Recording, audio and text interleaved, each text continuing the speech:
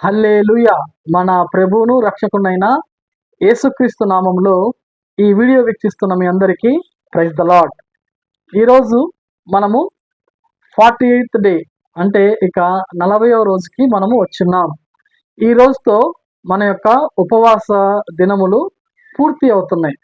అదే కాదు, ఇప్పుడు మనము ఈ యొక్క లెంట్ డేస్లో యేసుక్రీస్తు ప్రభువారిని సిలువ వేసిన ఆ యొక్క రోజుకి అంటే మంచి శుక్రవారానికి మనము వచ్చి ఉన్నాం.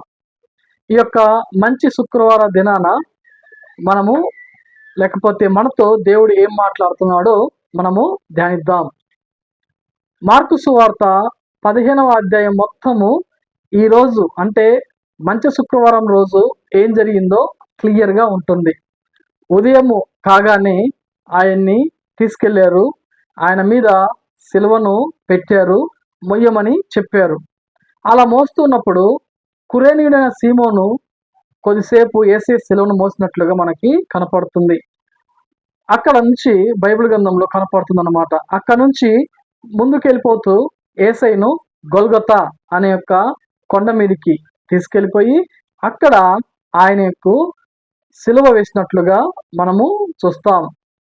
ఆ సిలువ వేసిన తర్వాత అంటే కరెక్ట్గా మధ్యాహ్నము 12 గంటలకు మొదలుకొని చిమ్మ చీకటి 3 గంటల దాకా చిమ్మ చీకటి కమ్ముతుంది.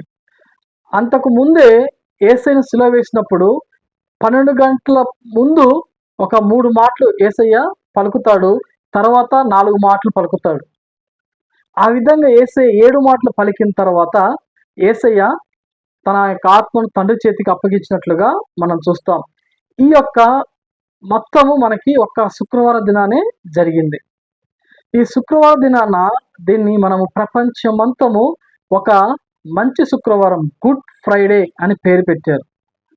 ఒక మనిషి శిలువ మీద శ్రమలు అనుభవిస్తూ చనిపోతే దానికి మంచి శుక్రవారం అని పేరు ఎందుకు పెట్టారు అని గనుక మనం ఆలోచిస్తే, యేసయ్య ఈ యొక్క కార్యక్రమం చేయకపోతే అంటే యేసయ్య శిలువ మీదకి ఎక్కి శిలువ మీద తన ప్రాణాన్ని విడిచిపెట్టకపోతే ఈరోజు క్రైస్తవ్యం అనేది లేదు. లేకపోతే ఈరోజు మనము బైబుల్ చదవడానికి కానీ, లేకపోతే ఈరోజు మనము యేసయ్య నామమున ప్రార్థన చేయడం కానీ ఇవేమి ఉండేది కాదు.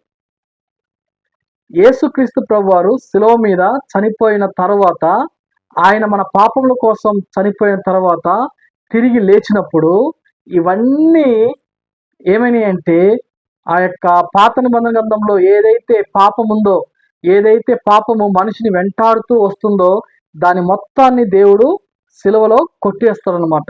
ఇక క్రీస్తు ఉన్న వారికి ఏ శిక్ష విధి లేదు అని ధైర్యంగా చెప్తున్నాడు యేసయ్య. అలా జరగడానికి కారణము యేసయ్య ఆ రోజు అంటే 2024 సంవత్సరాల క్రితము యేసయ్య సిలువలో పలికిన ఆ యొక్క 7 మాటలు కావచ్చు, సిలువలో లేకపోతే ఆయన పడిన శ్రమలు కావచ్చు, ఎంతగా శ్రమ అనుభవించాడో ఈరోజు మనకి 7 మాటల ద్వారా ప్రతి ఒక్క సంఘంలో, ప్రతి ఒక్క చర్చిలో ఈ మాటలే చెప్పబడతాయి. ఈ 7 మాటల యొక్క సంపూర్ణ శక్తిని గురించి కూడా కొన్ని సంఘాల్లో చెప్తూ ఉంటారు. ఏది ఏమైనా ఈరోజు అంతా మనము యేసుక్రీస్తు వారు సిలువ మోసుకుంటూ సిలువ మీద చనిపోయేంత వరకు ఏం జరిగిందో ఆ యొక్క విషయాన్ని మనం జ్ఞాపకం చేసుకుంటూ మనం దేవుణ్ణి స్తుతించబద్దులమై ఉన్నాము. కాబట్టి మనము ఈ యొక్క మాటలు వింటున్నప్పుడు కానీ, యేసయ్య యొక్క శిలువ శ్రమల్ని మనము గుర్తు చేసుకుంటున్నప్పుడు కానీ మనలో ఏం కలగాలి అంటే ఒక పశ్చాత్తాపము కలగాలి. కేవలము విని అవును అలా జరిగిందా అయ్యో అనుకొని మనం వెళ్ళిపోతే మనకి ఎటువంటి ఆశీర్వాదం ఉండదు. కానీ నా కోసము యేసయ్య సిలువలో ఇంత త్యాగం చేశాడని చెప్పేసి మనం గనక అది నా కోసమే అని తీసుకుంటే, కేవలం ఇది నా కోసమే ఆయన చేశాడు అని తీసుకోగలిగితే తప్పకుండా ఈ శుక్రవారం నీకు కూడా మంచి శుక్రవారం అవుతుంది.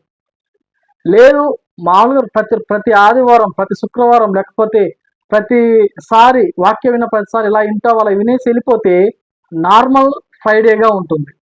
అలా లేకుండా నీ జీవితంలో మంచి శుక్రవారంగా ఉండాలి అంటే ఆయన మాటల్ని వింటున్న ప్రతిసారి, లేకపోతే ఆయన గురించి చెప్తున్న ప్రతిసారి మనము ఇదంతా నా కోసమే యేసయ్య ఇన్ని మార్లు కింద పడ్డాడా శిలువ మీద నుంచి పట్టుకొని శిలువ మోసుకుంటూ పడ్డాడు ఆయన.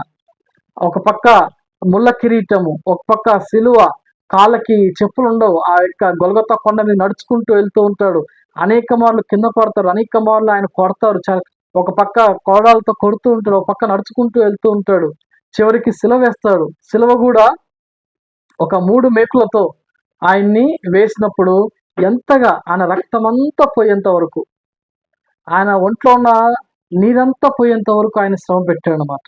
అసలు ఒక మాట పలకడానికి కూడా అవకాశము లేని పరిస్థితుల్లో కూడా శక్తినంతా కూడబెట్టుకొని యేసయ్య పలికిన 7 మాటల్ని తప్పకుండా మనము ఈరోజు వినాలి. ప్రతి మందిరంలో చెప్పబడుతున్న ఈ యొక్క మాటల్ని మనం విని అది నా కోసమే అని గ్రహించుకొని మనం గనుక దేవుని ఆరాధిస్తే ఇదే మనకి మంచి శుక్రవారము, గుడ్ ఫ్రైడే అవుతుంది. కాబట్టి ఈ గుడ్ ఫ్రైడే నాడు, ఈ శుక్రవారం నాడు గుడ్ ఫ్రైడేగా మనం ఆయన యొక్క మాటల్ని విందాం, ఆయన శ్రమని ధ్యానిద్దాం. తద్వారా మనము దేవునికి సమర్పించుకొని దేవుణ్ణి సంతోషపరుద్దాం. అటువంటి కృప దేవుడు మనందరికీ దయచేయునుగాక. ఆమేన్. Praise the lord.